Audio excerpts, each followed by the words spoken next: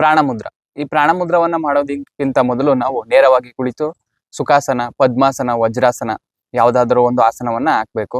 ನಂತರ ಈ ಪ್ರಾಣಮುದ್ರೆಯನ್ನ ಮಾಡಬೇಕಾದ್ರೆ ನಾವು ಉಂಗುರದ ಬೆರಳು, ಹೆಬ್ಬೆರಳು ಮತ್ತು ಕಿರು ಬೆರಳು ಈ ಮೂರೂ ಬೆರಳುಗಳ ತುದಿಯನ್ನ ಈ ರೀತಿ ಸೇರಿಸ್ಬೇಕು.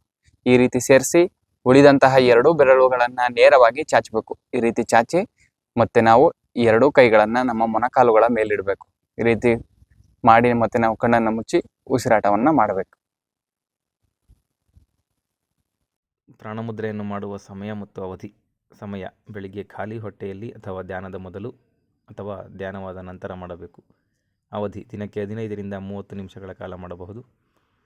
ಪ್ರಾಣಮುದ್ರೆಯ ಉಪಯೋಗ ಅಥವಾ ಪ್ರಯೋಜನಗಳು: ದೇಹದ ಪ್ರಾಣಶಕ್ತಿಯನ್ನು ಹೆಚ್ಚಿಸುತ್ತದೆ, ದುರ್ಬಲತೆ, ಆಲಸ್ಯವನ್ನು ನಿವಾರಿಸುತ್ತದೆ, ಕಣ್ಣಿನ ದೃಷ್ಟಿಶಕ್ತಿಯನ್ನು ಹೆಚ್ಚಿಸುತ್ತದೆ, ರಕ್ತ ಸಂಚಾರ ಸರಿಯಾಗಿಸುತ್ತದೆ, ರೋಗನಿರೋಧಕ ಶಕ್ತಿಯನ್ನು ಬಲಪಡಿಸುತ್ತದೆ, ನರಮಂಡಲ, ಹೃದಯ ಮತ್ತು ಉಸಿರಾಟಕ್ಕೆ ಸಹಾಯಕವಾಗಿದೆ, ಮನಸ್ಸಿಗೆ ಶಾಂತಿ ಮತ್ತು ಆತ್ಮವಿಶ್ವಾಸ ನೀಡುತ್ತದೆ.